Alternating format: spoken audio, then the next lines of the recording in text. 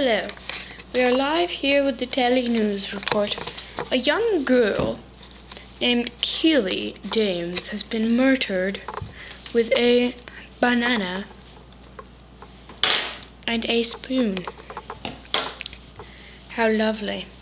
She is now passed on to the unliving.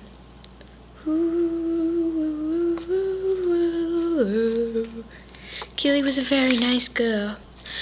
We will all miss her terribly.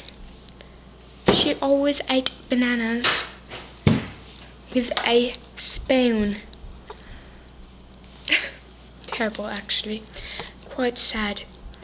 The person who killed her is still unknown.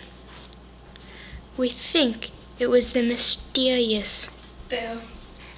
It's the ghost of Keely Dames! Oh my god!